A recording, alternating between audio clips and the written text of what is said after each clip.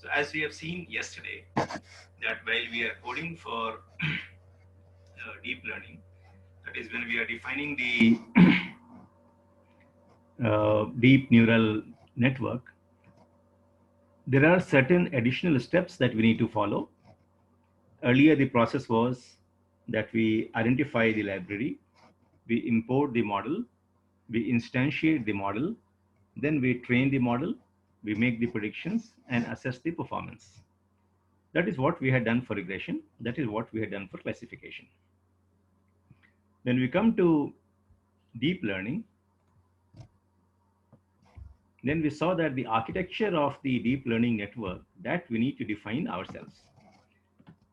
And this architecture is comprised of the input layer, the output layer, and as many hidden layers as we think appropriate. Those layers need to be defined. So in the definition process, what we have done is first to define that what kind of network we want, whether it is going to be a sequential or any other type of network. Then having defined that, we say that what are the different layers that we want and what would be the different characteristics of those layers. So for the hidden layers or for the fully connected or the dense layers, we define how many nodes or how many neurons do we want in each layer. And selection of these layers is based on what kind of computation we want to do. So when we define these hidden layers, we can say that whether it is going to be one of the variants of the recurrent neural network, or it is going to be a convolution layer, which is used mainly for image processing, or it is going to be a dense layer or a fully connected layer, which would use for classification and regression. And dense layers are used even in image recognition and even in uh, NLP. So we first define what is the kind of network that we have. And yesterday we worked with a sequential network. Then we say that what are the different layers in the network that we want, whether it is going to be 1, 2, 3, 4, 5. Then for each layer, we define what is the type of computation that will happen, whether it is meant for convolution. In that case, we will choose the convolution layer. If it is meant for uh, creating a fully connected layer, then we define that as dense layer. Then we define how many nodes do we want, and then we define what kind of activation that we want. So if you see what we define in the layers here are actually these elements, that is how many number of layers that we want. Then we say what is the type of the each layer, whether it is going to be a dense or a convolution or in one of the variants of the recurrent network like LSTM or GRU. Then we define how many nodes that we want to have, whether we want to have 200, 500, 5, 10, depending upon what kind of computation that you want. Then we define what is the activation function that we want to have, whether it is going to be a ReLU or a softmax or a linear. That is what we are supposed to define. Then if the input is not in a one dimensional array, I mean, for each record, if we have 2 by 2 matrix or a higher dimension, then we need to flatten that. And that's where we have also used the flatten layer. In some of the cases like CNN, we may not have to flatten it, but for the dense layers, whenever we are computing a dense layer, then we have to flatten it. So these are the elements that we need to define when we are creating a neural network.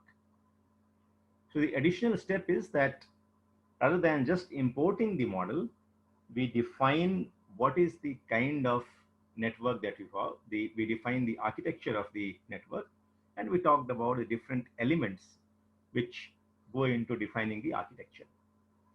Now, having defined the architecture or a model, then we instantiate the model.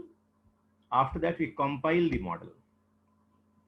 So these were the steps which were not there in the classical algorithms when we were working with classification or regression. The additional steps of creating the model, compiling the model were not there.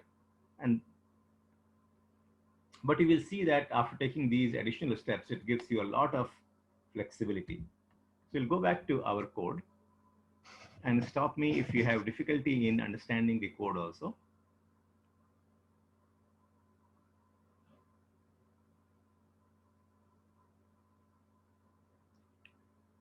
Yeah, so we'll go to neural network. Let me correct this.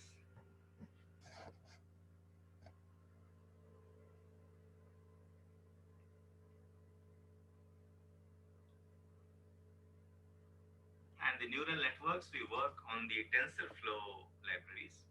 So we import TensorFlow, and Keras is the set of libraries, or is the layer which is created over and above the TensorFlow, which makes the use of the TensorFlow libraries very easy. So we'll import Keras also. Keras is one of those libraries which work over and above the TensorFlow. You also have TF-Learn, and you also have several other libraries from different platforms. But we will work with TensorFlow and Keras. So first we do the imports. Since we are going to run the neural network, let me see whether the runtime has given me GPU allocation or not. So we'll go to runtime, see the runtime type. We already have a GPU here, so not a problem. Then the deep learning algorithms will run so much faster. So first we have done the imports. Okay. Then yesterday we talked about how to define the model. Now I have put the same thing into a function so that we can call that model again and again. So in defining the model, and so that we can also reuse the model. So yesterday we worked with the digit data set, and there the input was 28 by 28. So that's one of the functions or one of the elements that we will generalize now. That is one of the benefits of the creating a function or a class. So rather than yesterday I had used input is equal to, and then we had given 28 by 28, because that is what the input of the digit data set was, or the input size of the digit data set was there. But different data sets that we will receive may have different input shape. So input shape is one of the variables that I am creating now, or input shape will be one of the parameters which we will pass to the function which will define my model, and I have given a name as NN model, basically for neural network model. So since input shape can differ from data set to data set, we are just defining that as a separate variable. The output nodes, number of output nodes also will vary, because in the case of the digit data set, we were trying to classify each of the inputs into one of the 10 digits. And that's why yesterday in the last layer, we had used the number of nodes as 10. But we realized that if we are running a classification where I need to classify things into 5 different classes, then my output nodes, or the number of output nodes, will be maybe 5 or maybe 7, maybe 2.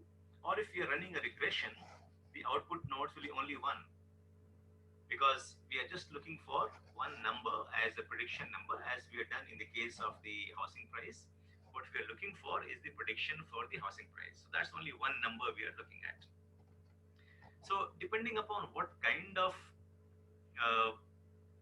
classification or regression we want, the output nodes, that is in the last layer, the number of output nodes will vary. So that also I have defined as one of the variables. Now, along with that, the activation function in the output node will also vary. We have said earlier that it is a standard practice to use ReLU as the activation function in all the hidden layers. So we have defined that as ReLU for all the hidden layers.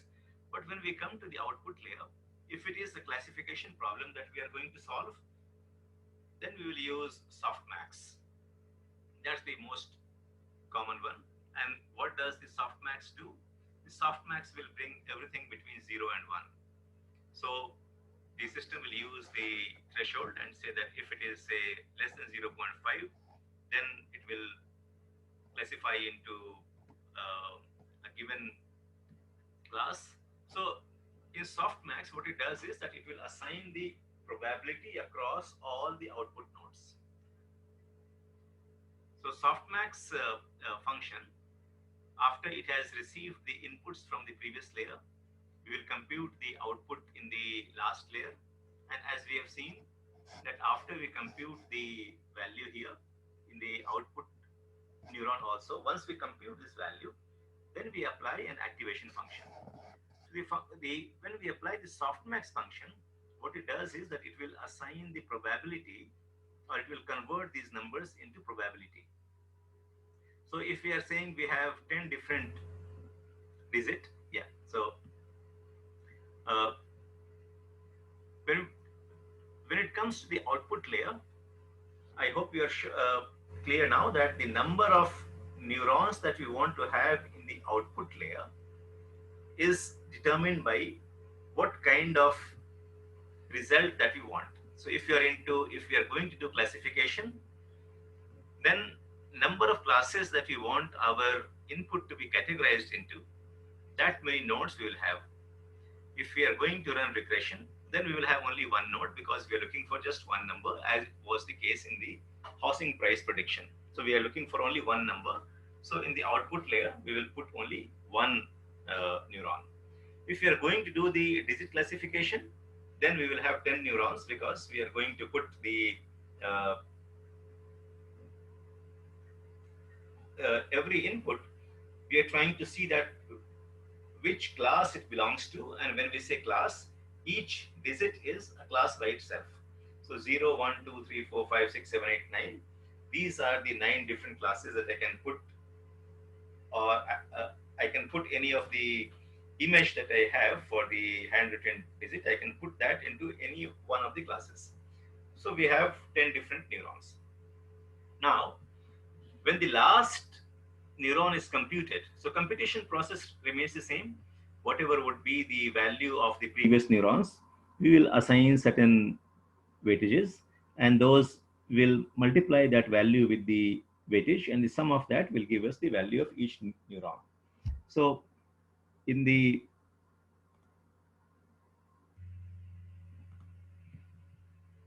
suppose we are trying to do a binary classification when we have say two different neurons, this one and this one, and we are trying to say that whether a given person is my likely customer or not.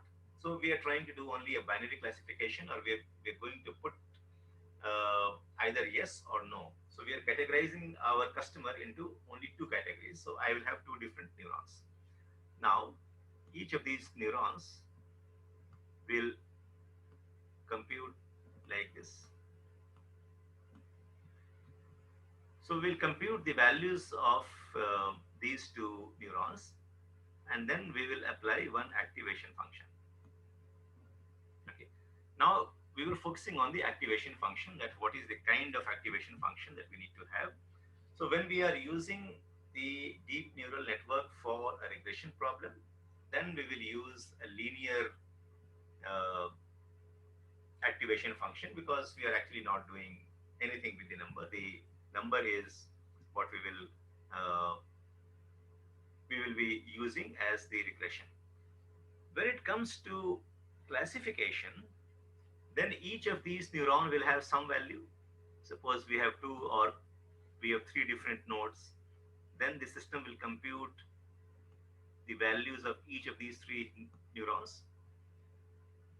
But what our ultimate objective is to see that which is the most appropriate class for this particular set of input. So suppose in the digit classification, I had say 8 as my number. Okay. Just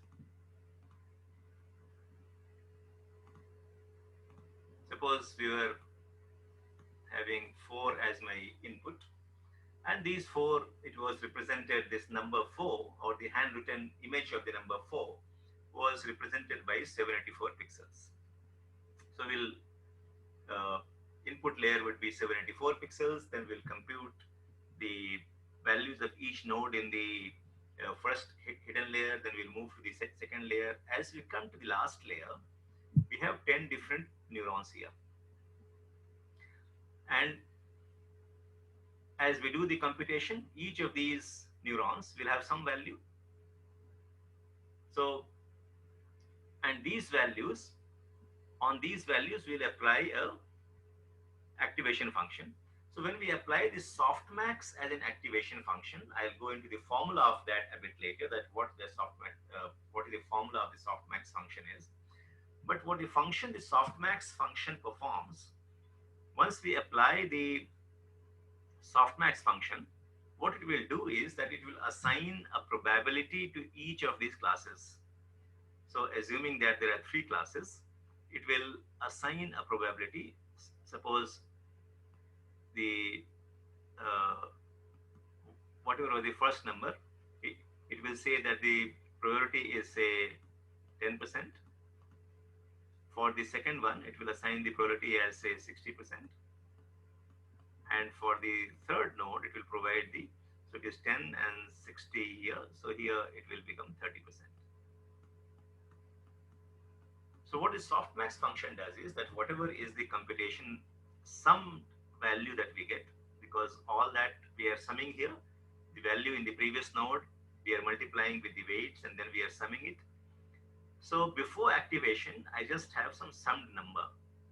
Softmax function converts that summed number into probability, and then we can see that which one is having the highest probability, and then we say that it is given the input and given the computation that we have, it is most likely that this digit is 4. And why do we say most likely? Because softmax will convert it into percentage or the probability. Is that clear? How it does that, I will go into the math part of it later.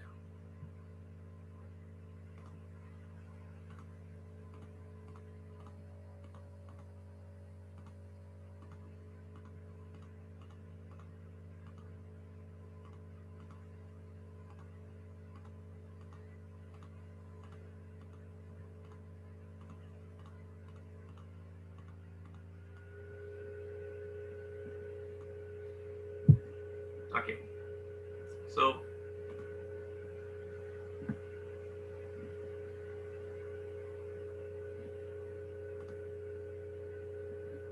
here I have talked about the activation sigmoid, tangent, ReLU, and soft plus. I have not given you the formula for softmax, so either we can use soft plus or softmax. So we come back to we were doing networks. So we are here. There are 3 of the things which can change from one data set to another is input shape. What can change from one data set to another will be the output number of output nodes. That is what kind of thing that we are wanting to achieve, and what is the activation function. So activation function also we have generalized, we have parameterized, and then we can say that if we are running regression, then we will use the linear activation function. If we are running a classification, then we'll use the softmax function. So what is important to learn is that for what kind of purpose you use what kind of activation function. So I explained to you in detail with mathematics what the softmax function does, but it is sufficient to understand at this point in time that softmax function will, convert the computation that we end up with. It will convert that into probability. So now I have a generalized definition of my model. So let's run this. So my function is now defined. And this function comprises of the first dense layer is of 500 nodes. Second fully connected layer or dense layer is 300 nodes. Third one is 150 nodes. Fourth is 50 nodes. And then last one, if we run regression, it will be 10 nodes, or this is for us to define now. So my model is defined. I'm creating that as a function so that we can reuse this model again and again. So first we will run that on the digit data set, and then I will demonstrate to you that how the same model now we can run another type of data set by just changing these variables. So while we may have a different definition of a neural network for specialized purposes, as you will see that unlike the classic algorithms where we need to have a different library for classification, a different library for regression, here the same neural network I can use for regression, the same neural network I can use for classification, with the only difference as to how do we define the output layer. And the output layer definition comprises of two things: how many output nodes that we want, and what kind of activation function that we want to use. So today I will demonstrate to you that this is one of the flexibility that the neural networks or the deep learning networks give you, that the same model I can use for regression, the same model I can use for classification by just making a small change in the output layer. Rest everything can remain the same. Okay, so let's again uh, run this function or run this model on the digit data set. So we'll first import the digit data set. So now I have X train, Y train, and we see that we have 60,000 records and 10,000 records in the training set and testing set. And the input that we have is 28 by 28, three-dimensional input, 60,000 observations here. And each observation is a 28 by 28 matrix. So this becomes a three-dimensional data. And because each of my input is 28 by 28, I will have to flatten it before I uh, give it to the dense layers for computation. Having got that, we are doing the scaling of this. It means that we are reducing, since the data is in the form of pixel values 0 to 255, we could either just divide each pixel by 255 because we want to do the scaling and want to bring everything between 0 and 1, or we can use the min-max scalar function from the sklearn library. So we have imported the sklearn library here earlier, and the standard scalar and the min-max scalar is these we have already imported here from sklearn.preprocessing. Since we have already imported, we can use the min-max scalar here. What we are doing is that now the min-max scalar actually works only on a two-dimensional array. But here my input is three-dimensional. So first, before I pass it on into the min-max scalar, I need to convert that into a two-dimensional array. And then the scaling is done. And after the scaling is done, I rescale back into the original shape. Okay, that is what these two lines are doing. So first I initialize the scalar. Then I call the fit transform function on the scalar that we have defined. Then we pass the input as the X train. But this input, before passing on, we are doing a reshape. So this reshape is telling me that convert this 60,000, convert this three-dimensional array into a two-dimensional array. So I'll show you how it gets done. So if you just take out this part of it,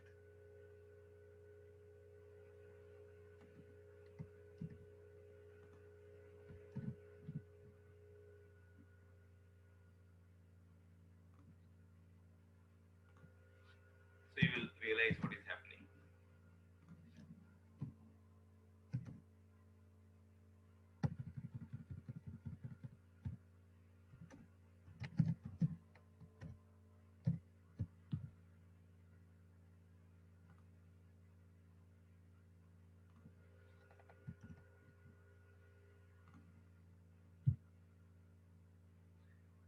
So you see, now it has become a two-dimensional array. So we have changed the shape of X train. So shape of the X train was 60,000 into 60,000 observations, and each having 28 by 28. Now we are changing the shape of this, and it becomes a two-dimensional array. So the scaling will be done here, and then we reshape it. So if we say here np dot reshape, this becomes the A becomes the input now, and on this one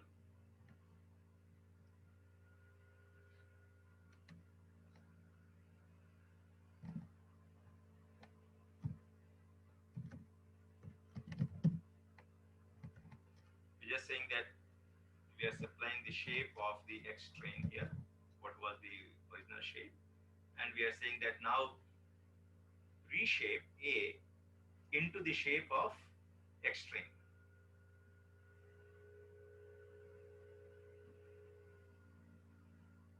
So it should come back to, so it has been reshaped, or let's put that into B, and then I'm just saying print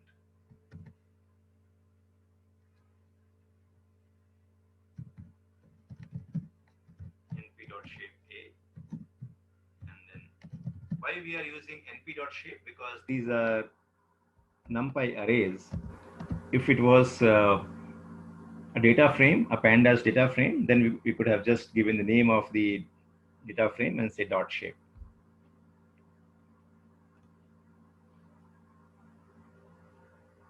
Sorry, here I should say B.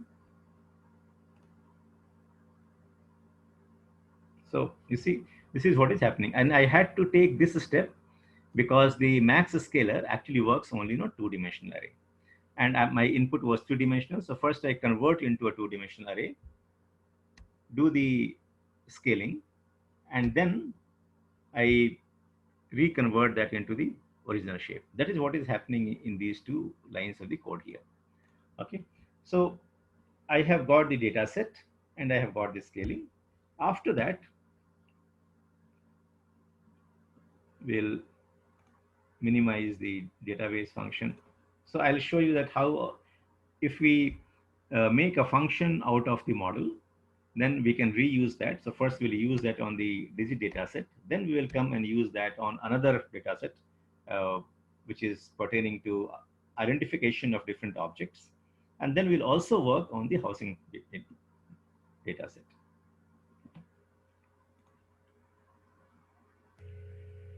So just to reconfirm that what kind of data set we have got the data set of these kind of digits. So having reconfirmed what we have in our data set, now so first step was to define the model. So that definition of the model was done here. So I have defined the model. Import libraries, maybe I'll give another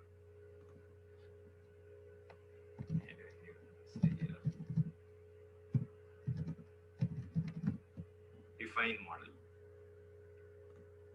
So this is step for defining the model. So you have seen that we have defined the model. After defining the model, we got our data set, and then we are, now that input shape is a variable that we need to provide, or is a parameter that we need to provide to our model definition. I am putting the input shape of the data that we have into a variable here. So we say that input shape of each of my observation is 28 by 28. Okay. How did I get that? So I have the X train. So input shape of X train, if you see, is 60,000, 28, 28. What I need to give is what is the input shape of each observation. And that's where I take the input shape of the first element here. And this is the input shape of each observation. That is what I will pass it on to the, as a parameter to my definition. We also see that how many classes that we need to categorize into. So as we see the Y test, which contains the labels, X test was containing the features or the pixel data. Y test is containing the labels. Labels means that whether the given observation is it which digit is that. So if we take the unique values and count these at how many unique values we have, we see that there are 10 unique values. It means that we want to classify our input into one of those 10 categories. And since it is digit data set, it will be either 0, 1, 2, 3, 4, 5. So I'm just checking that how many distinct observation or how many unique values the labels have. And we have got 10 values which represent the uh, 0 to 10. So if you just want to see what are these 10 values, I can just look for np.unique and then say y.test. And then you see that this is 0, 1, 2, 3, 4, 5, 6, 7, 8, 9. So these are the unique values in my labels, and therefore we will categorize them into 10 different categories. So having got the input data and having got how many output nodes that I need, which will be equal to the number of classes that we want our inputs to be classified into, then we initialize the model. So NN model was my function that we had defined. This function requires three different parameters: input shape, the number of output nodes, and what is the activation function. So we are supplying input shape here, which will go as 28 by 28. The output number of output nodes we're defining as 10 because these are the number of classes that we want to define our input into, and the activation function we say softmax. And after we have instantiated the model, then we'll see the summary of that.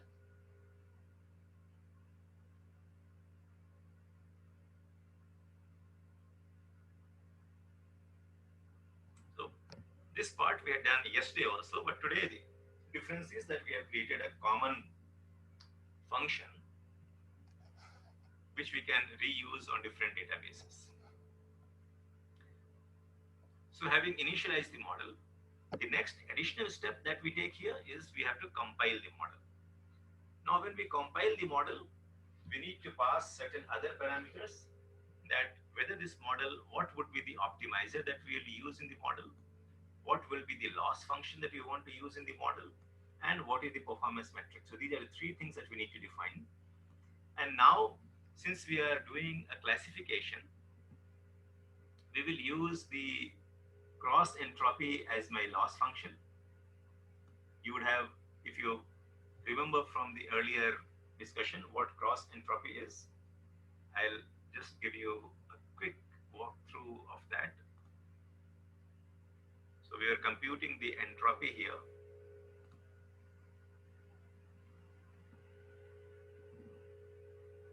So if you remember, we were computing the entropy here. So either we could use entropy or we could use Gini function here.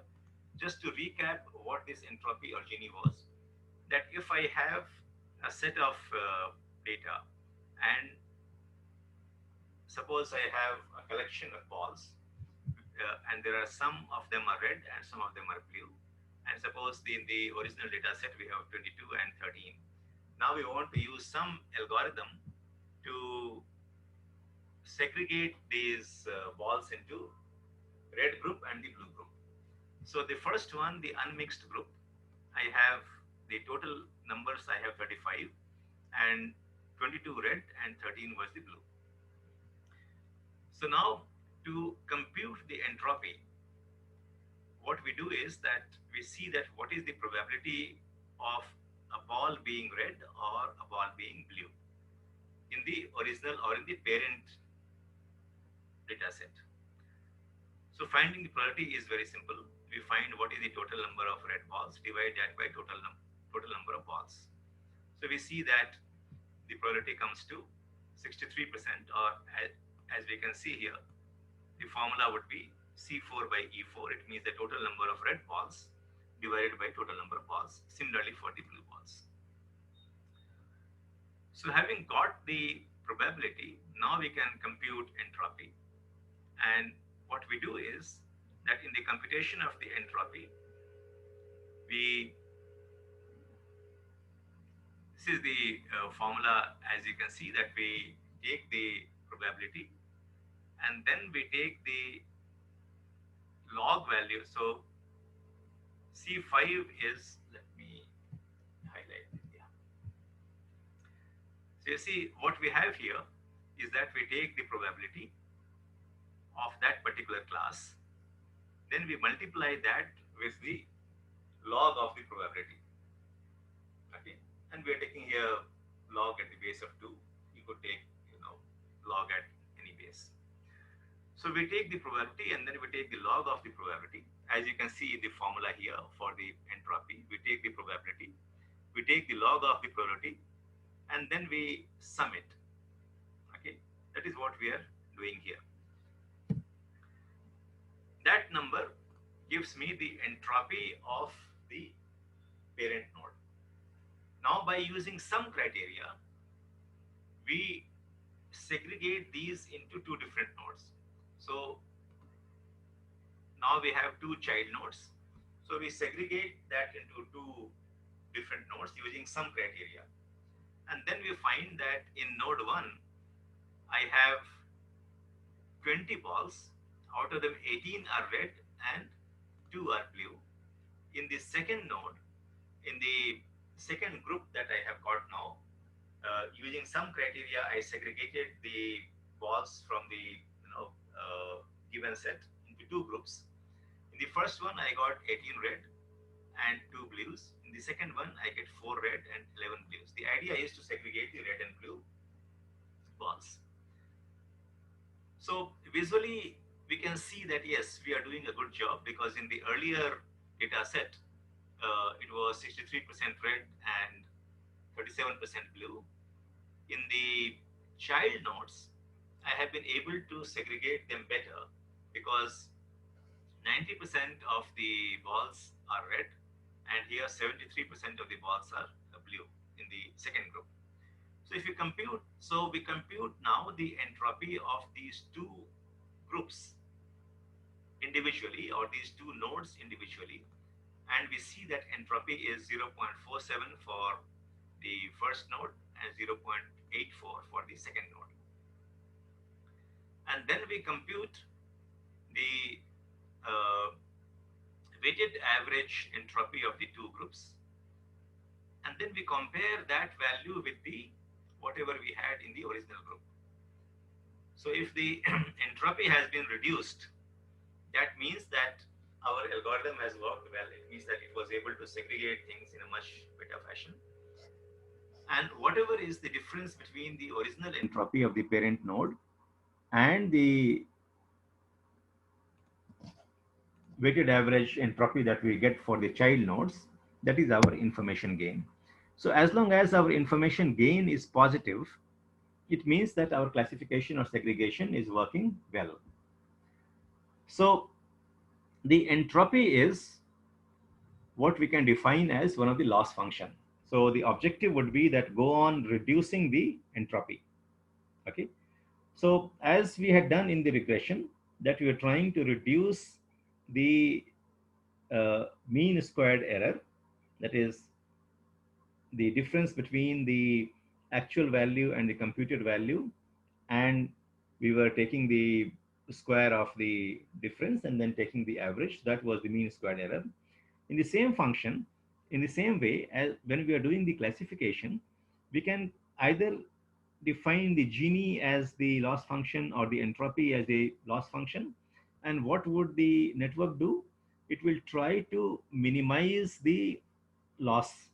So if I define entropy as the loss, it will try to minimize the entropy.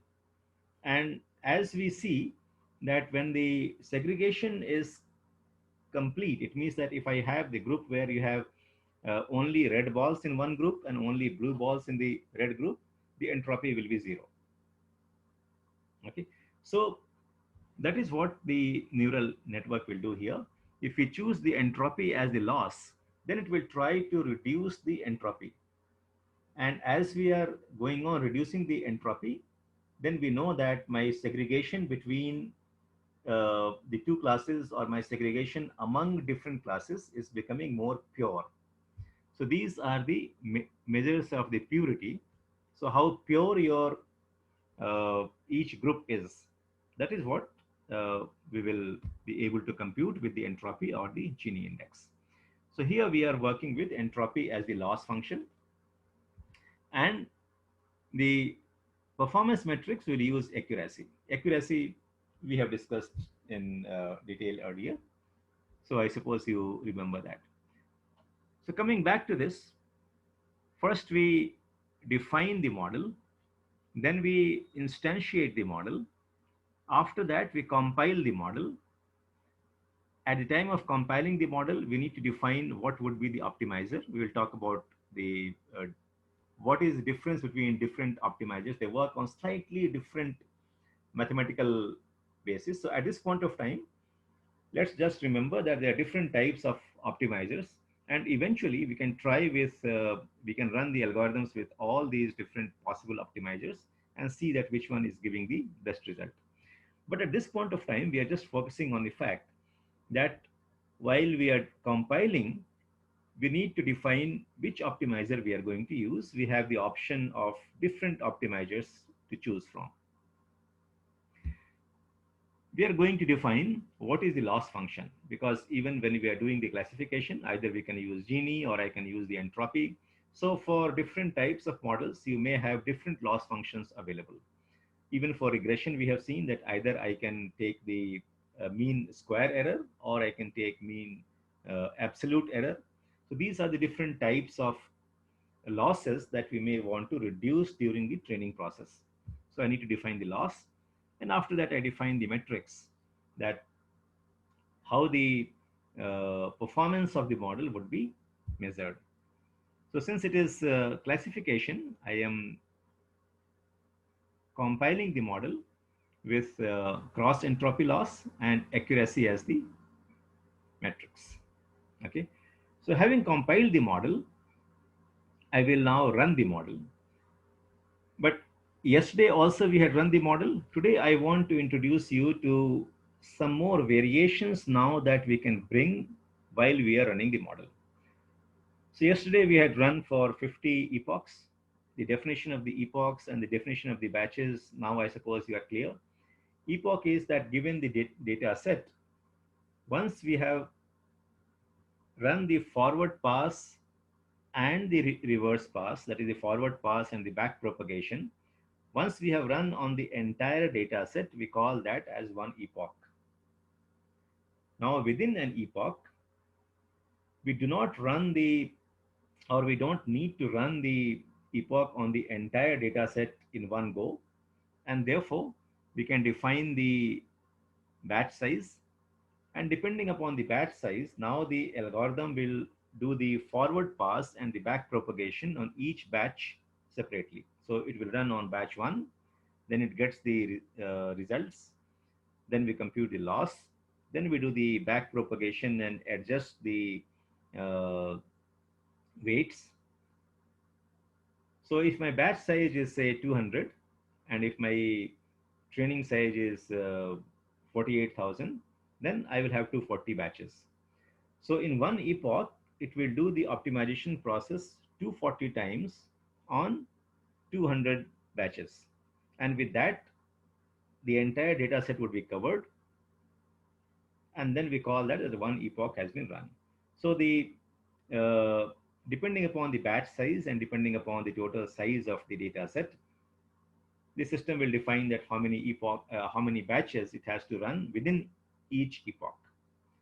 So epoch is that when we have run the optimization process on the entire data set once. Now we can define that how many times or how many epochs that you want to run. So as we run these epochs, yesterday we saw that just because we run more number of epochs, the performance does not always improve. And even if the performance on the training data set is improving, the performance on the validation set may not improve, because once we expose the training data set, given the computation power and the power of the algorithm, it starts actually memorizing it. It's just like the school kids, some people are very good at memorizing whatever is there in the textbooks. But when it comes to applying that on the new data set, on the new scenarios, they may be good or they may not be good. So what we are trying to assess is that how good my model is on the unseen data. And therefore, during the training process itself, we keep aside 20% of the data, what we are calling as the validation split. So 20% of the data we are keeping aside, which will not be used for training. And after the training has done, after the model has been optimized for training, we'll say, that, okay, now test it on the validation data set. So if I have, say, 60,000 records in the training data, we put aside 20% for doing the validation within the training epochs or within the training rounds itself. Okay. And if it is doing well on the validation set, it means that it will also do well on the testing set, and will also do well maybe on the real data. That is why we are doing the validation split. So 20% of the records would be kept aside for the purpose of testing during the training process itself.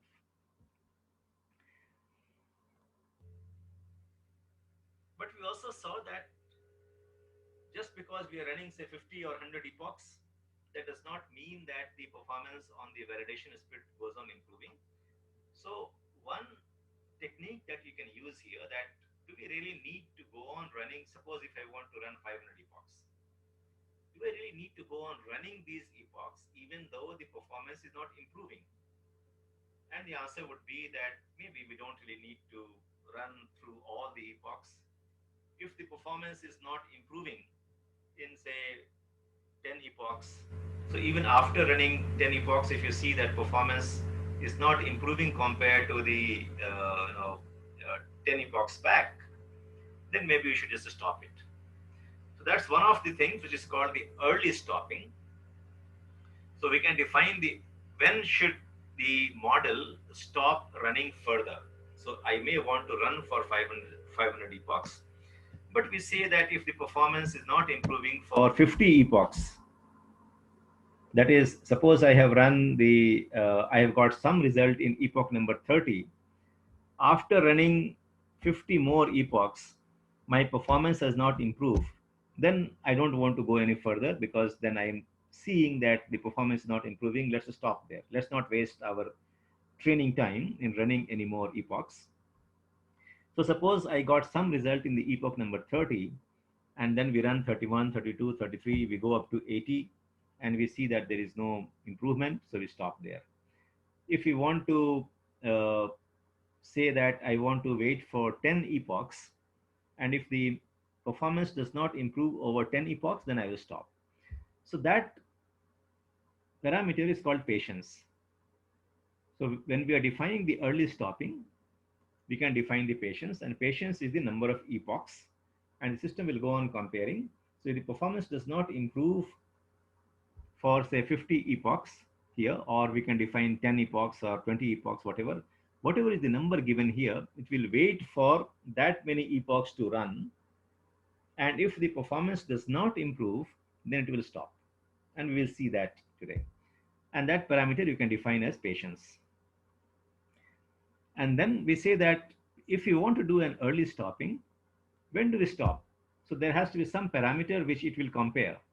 So monitor is that parameter. So we say that look at the validation loss. We have the option to give here the training loss, but we are more concerned with the validation loss.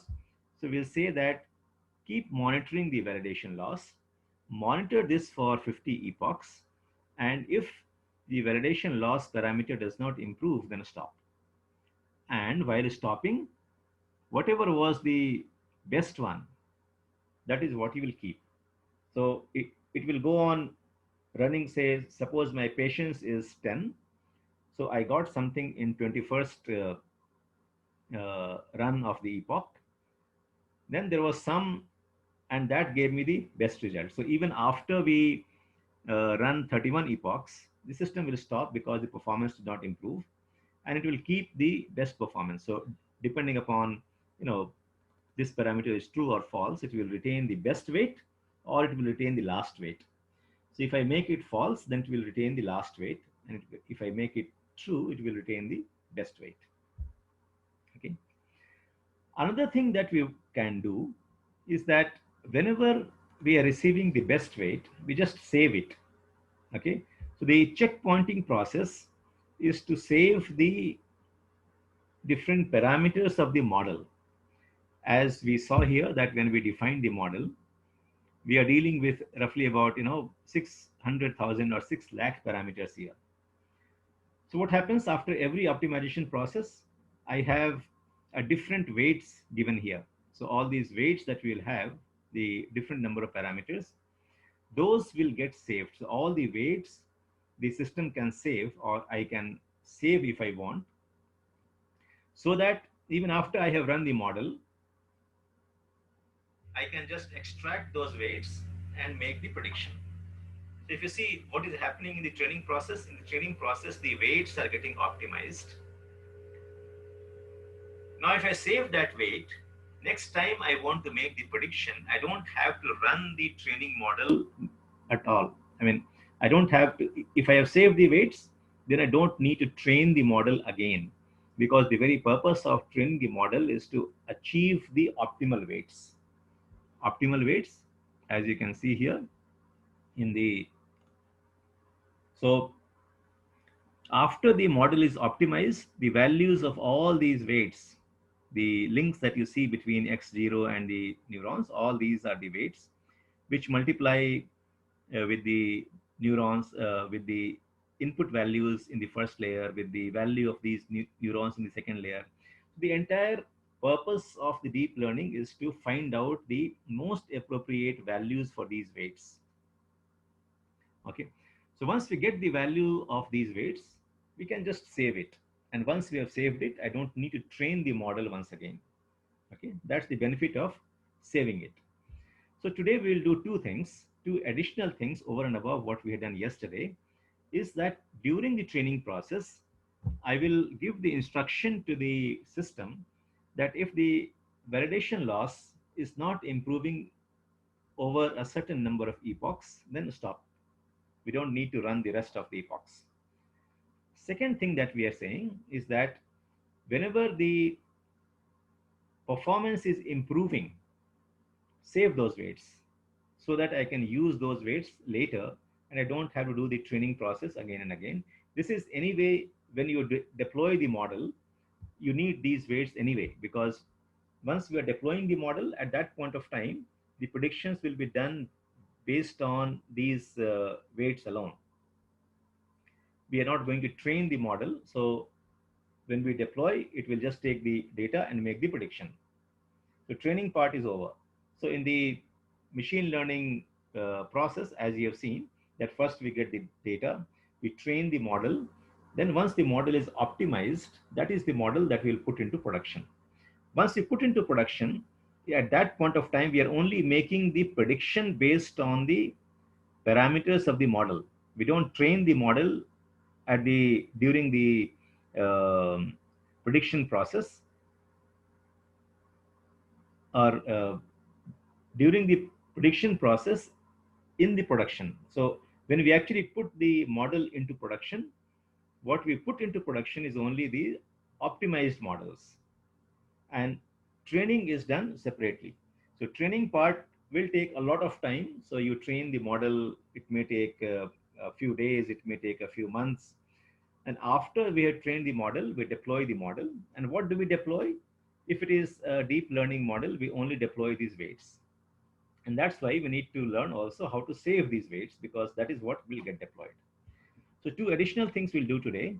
We will see how to do the early stopping if the performance is not improving, and how to save the weights whenever the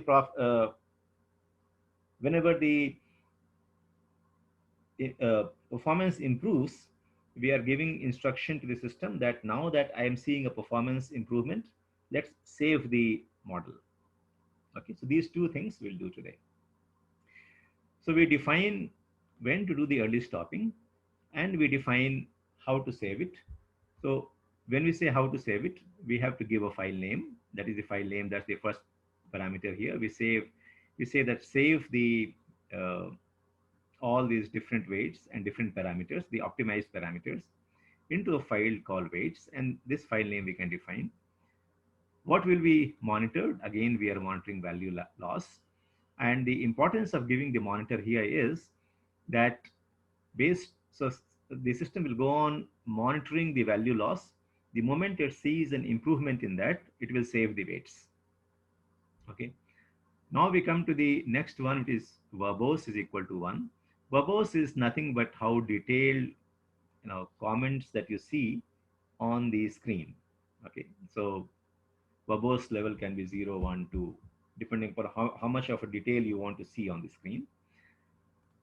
Then we say save best only, then we say true. So if you say best only is equal to true, it means that it will not save every instance. It will only save the only if there is an improvement in the performance. Otherwise, we can give the instruction to save the weights after every epoch. Okay, and mode is equal to auto. So now we are defining two things: how to do the early stopping and how to do the checkpoints. Now these are the things which will be defined now in the training process, and training process is we are calling the fit function. We are calling the fit function. Earlier we were supplying the parameters, or we are providing the parameters as the X train, Y train, how many epochs we want to run, what would be the validation split, how much of the data I want to keep in the validation and how much for training, what would be my batch size. And now we are introducing one more thing, what is called the callbacks. Callbacks means that when does the system stop to perform certain function? Okay, so we'll say that callbacks is equal to ES. ES is my early stopping, and CP is my checkpointing. So it says that it will go on checking it will go on doing the early stopping. So it will check for whether I need to stop early or not. It will check for, so after every run of the epoch, it will do the callbacks. It means that it will assess these callbacks and say that whether I need to perform any function after the epoch is over. Otherwise, it's just going on running one epoch after the other. The callbacks is that do I need to perform certain function after each callback? So after each callback, it will evaluate the early stopping criteria. And since I'm giving CP also, it will evaluate that do I need to do the checkpointing or do I need to save it? So that's what it will do after every epoch is completed. So that is how we instruct the system to perform certain functions during the training process. Okay, so callbacks, we can define n number of items here, different number of things that we want the system to do after every round of the epoch. So having done that, let's define the early stopping and the checkpointing. And then now we will run our training process on our digit data set. And now I have given say 500 epochs. Let's see what is happening here.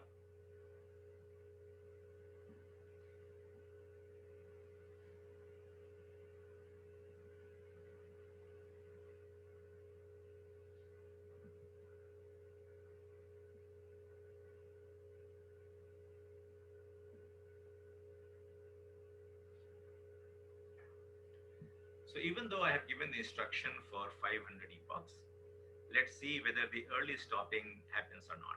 And when would the early stopping happen? Early stopping would happen if the performance of the model does not improve in 50 consecutive epochs, because the patience I have defined as 50. So even after say 50 different epochs, if the performance does not improve, then it will stop. And the performance improvement, we have given the validation accuracy or the validation loss as the measure. Validation loss we have given as the measure. So it will go on comparing the validation loss. And if that does not reduce, even after 50 epochs, the system will actually stop. So as you have seen, that in the 118th epoch, it has done early stopping. So even though I asked the system that you may run until 500 epochs, it actually stopped after 118th epoch itself, because it saw that in the last 50 epochs, my validation loss did not improve. So we can see here, right now we were at epoch number 118, and we can go on seeing the value here. It is 0.1028 and so on. Let's see what was the value at epoch 58. Yeah, so epoch 58, we come to,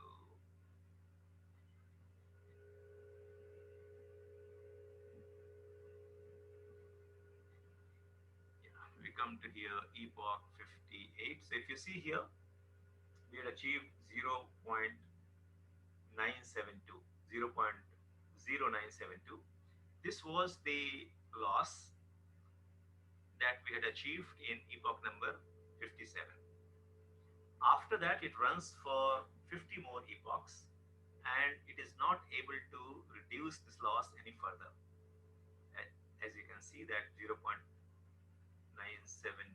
I think it is improving here, 0.965. So it should have run the epoch number 50, epoch number 68 ran, it was 965.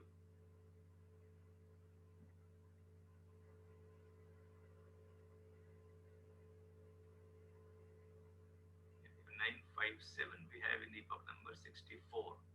Yeah, epoch number 64 we have 957.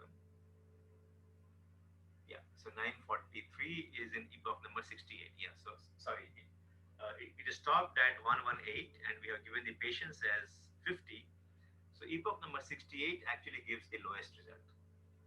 So as we'll see that it obtained the accuracy of 0.0943 in the epoch number 68, and after that it does not improve over the next 50 runs. So then it stops. Then you will see here that whenever the accuracy is improving, then it is going on saving and it gives you, suppose here, yeah. So we come to the 68th one here, and we see here uh, that now it is saving the model to wait. So whenever the accuracy was the highest, now it is saving the weights. So here this signal will come to you whenever there is an improvement in the accuracy. So saving the model. Next epoch it's not giving that signal. Next epoch it is not giving this one. So it is not saving because the performance has not improved. So these two things we have done. One is that we have also seen that even though I define X number of epochs, the system need not go on blindly running those epochs if there is no improvement in the performance. That we have seen. And then we are seeing that if there is an improvement in the performance, save it because I want to use that model later on. So these are the two additional things that we did today. Okay. So now we have trained the model and we have saved the model. Okay. And then we can make the predictions. So before making the prediction, if the model is already saved, we can load those weights and we can compile it again, because before making the prediction, so we have now loaded the weights which was saved. So we'll run that model, or we'll make the prediction with that model, which was the optimized model. And once we load these weights again, we need to compile that once again. So we have also compiled that model. And now we can make the prediction. So we call if it is a classification one, then we call the model.predict on the X test. This is the data that we had kept aside. So we do the prediction on the X test data set, and then we print the classification report as we had done earlier, and for printing the classification report, we call the classification report function from the sklearn.metrics library. And the classification report requires two things to be provided. One is that what is the prediction from the model and what was the actual value. So actual value is in X-test and PRED is the prediction that we have done now with our model. And then we see here that our accuracy is actually 97%. Okay, so we have achieved 97% accuracy with our deep learning model when we are doing the digit data set. Okay, what was the accuracy that we had achieved earlier when we used as a decision tree? Let's see that. Yeah, so we had run the classification with the classic models earlier.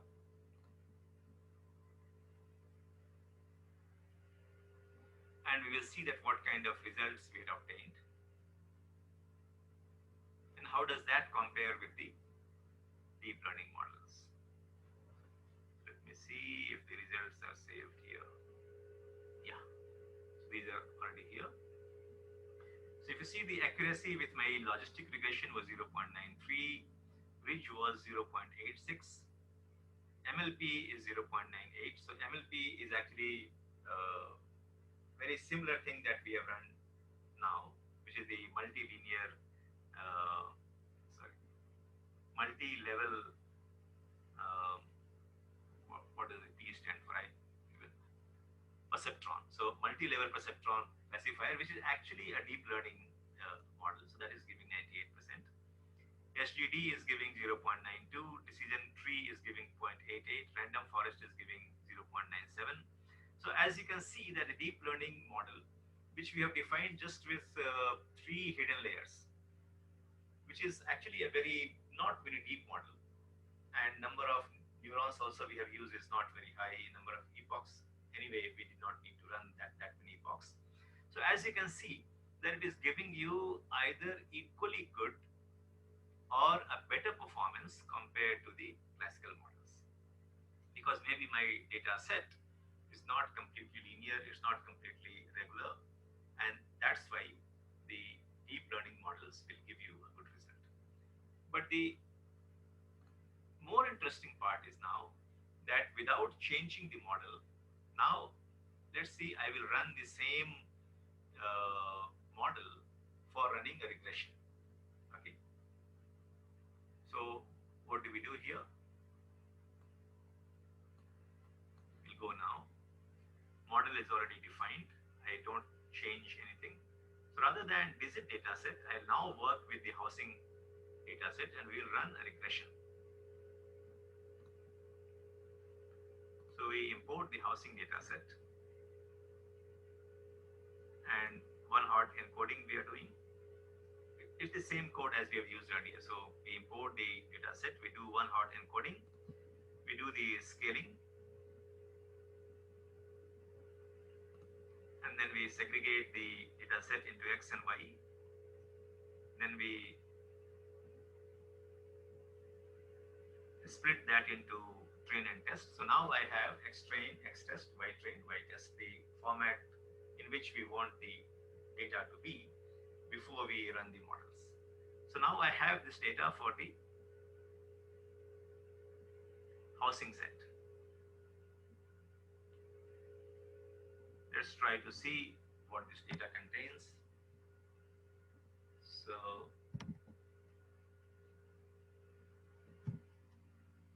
we will see the shape of the data in p.save x.train.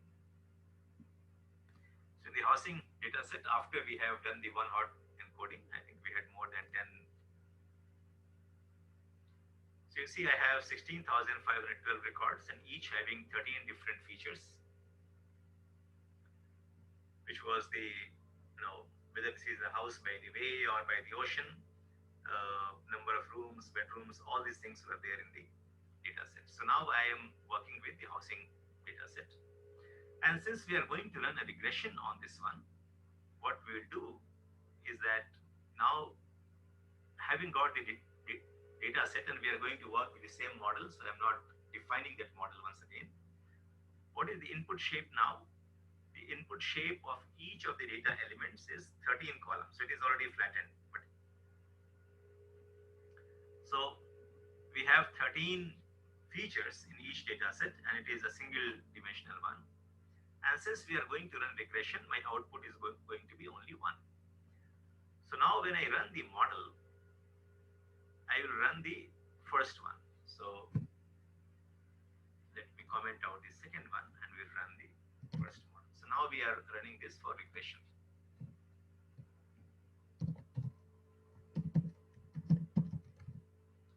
And here, I'll just put a comment here. Here, this one is classification. So once we are running the regression model, input shape has now changed and that will be one of the parameters. Now the number of output nodes is only one because we want only one output, which is the prediction for the value of the house. And since we are running regression, we are calling the linear activation function because that is the activation function to be used when we are doing the regression. So with these parameters, now we initialize the model. So now this model is initialized for regression. The only difference is that my input size had changed here. Earlier it used to be 784 because we were using the digit data set. Another change is that my output is only one. Earlier it used to be 10. Rest everything remains the same. And because of these changes, the number of total parameters that the system will work with is also changed. Earlier it was 596,000 something. Now it is only 210,000 something. Okay. So now I have instantiated the model and now we will compile the model. So we'll compile the model since we are running a regression. My loss parameter would be different. So I am defining the mean squared error as the loss parameter. And my matrix parameter also would be different compared to the classification. So we are also using the mean squared error as my matrix. And I am using Adam as the optimizer, as I was telling you that we have the option to choose one among the different types of optimizers for the regression model. I'm just choosing Adam. Later on, we'll see that how we can run the model in one go with different types of optimizers. So now I am compiling the model as we had learned earlier that at the time of compiling the model, three things need to be defined: the loss function, the optimizer, and the matrix. So I compile the model. Now the same model is compiled. So I have not made any change to the definition of the model. The same model is now compiled for running regression.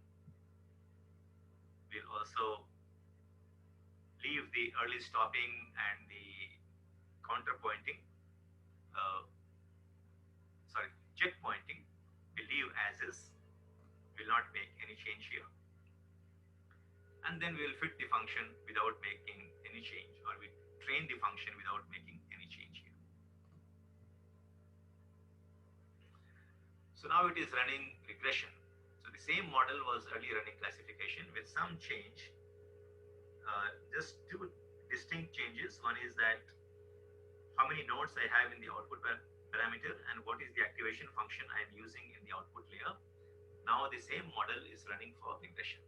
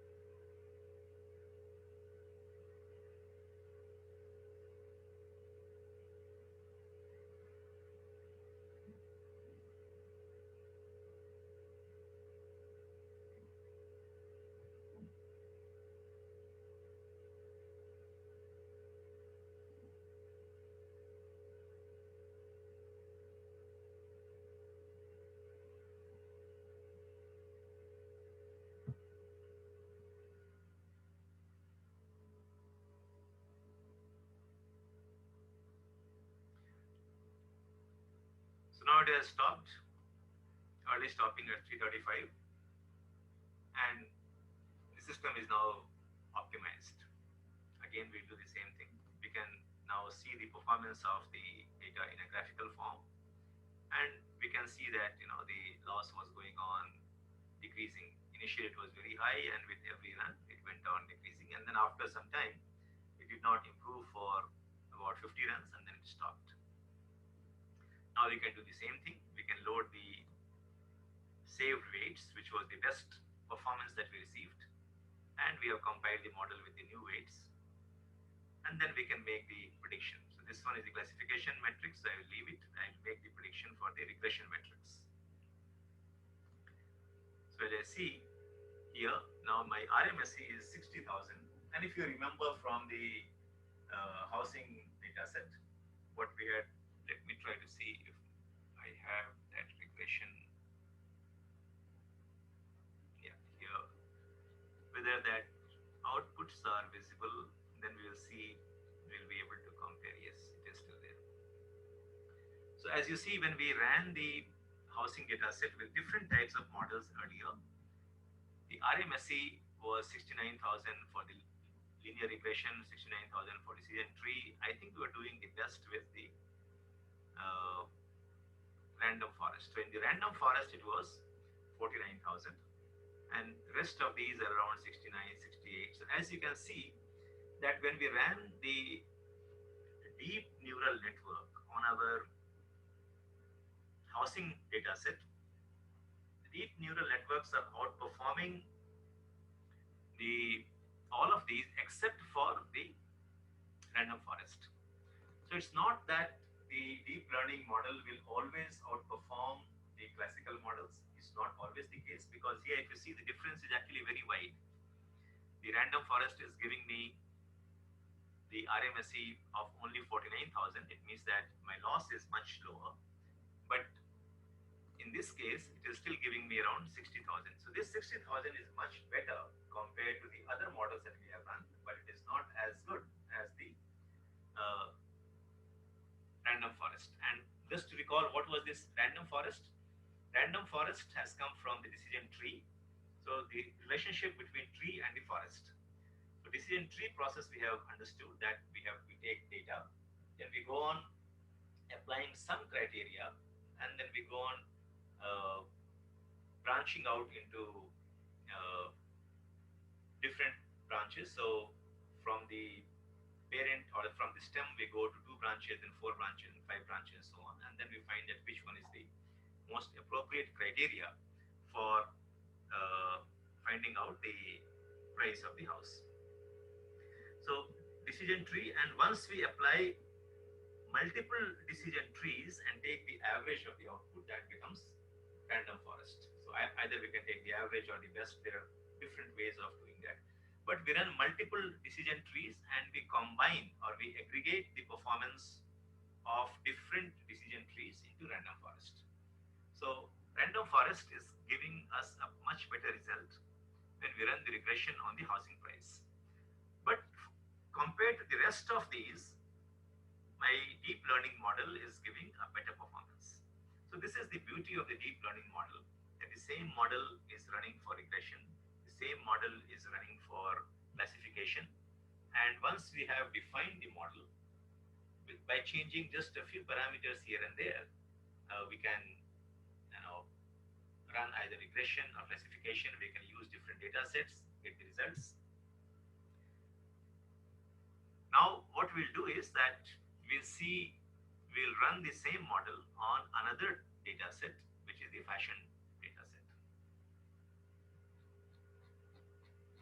The fashion data set in its construction is very similar to the digit data set. Only thing is that digit data set was carrying the images of handwritten digits.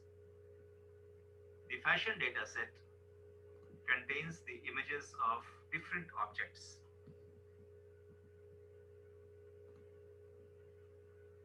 So we first import the fashion data set, and I'll show you what it is contained. So here also, as you can see in its construction, it is exactly the same as the digit data set, there are 60,000 records, and each of these images is 28 by 28. Then we do the scaling in the same fashion as we have done for visit data set. We provide names to each of the items here. Okay, so now we have imported, and I display the images now, and you will get to see that what kind of things we are trying to classify. So the first classification we had done was that we had digits. Now what we're trying to do is that these are the images given to us, and we're training our system to identify that whether a given image is a shoe, or it's a bag, or it's a jacket, or it's a sweater, or things like that. So these are the 10 different categories for which we have data available. So my data set has the images of a t-shirt and trouser and a pullover and a dress and a coat, sandal, shirt, sneaker, bag, and ankle boot, and so on and so forth, in 10 different categories once again. So here also, if you run np.unique, I have 10 different types, and I have given the names of each of these. So here also I have 10 different types of objects, the images of. So now we are moving for doing a bit more complex things here. So identification of a digit. Now we are moving on to identification of an object. So can I train my model that if I give the image of an object, it should be able to tell me that whether it is a bag or a shoe or a trouser or whatnot. And these things become very handy in the e-commerce website, because now what you would upload is the images of that, and the system should be able to just scan those images or read those images and classify them automatically. That's what we'll do here. So in the fashion data set, I have a lot of these objects, and my objective is to identify the image that whether it is a shoe or a dress or a bag. That's what we do. So now I am not going to make any change to the model.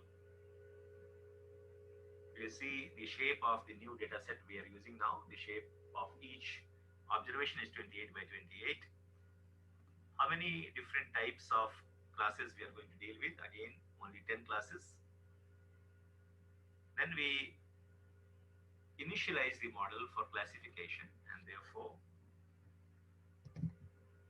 some of these parameters I will change. So input shape will come from the data set. Now we are saying they classify again into 10 different data sets or 10 different classes, and we'll again use the softmax only. So we instantiate the model. Then we'll compile the model. We'll compile the model with categorical cross entropy, because here we are going to do the classification, and we'll use metrics as the accuracy as the metrics. So I'm compiling the model with cross entropy and accuracy as the loss and metrics parameter respectively. Then early stopping and checkpointing we'll do again here, and then we train the model.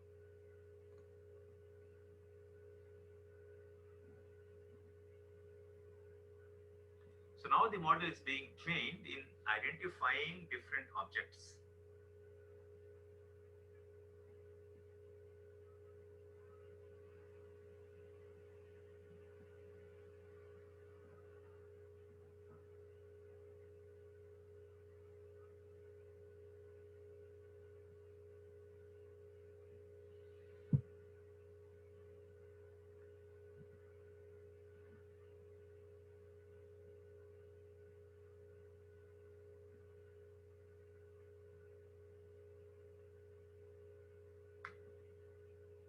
So even in identifying these models, we are seeing that our validation accuracy is approaching about 88 to 90%, 88, 89%,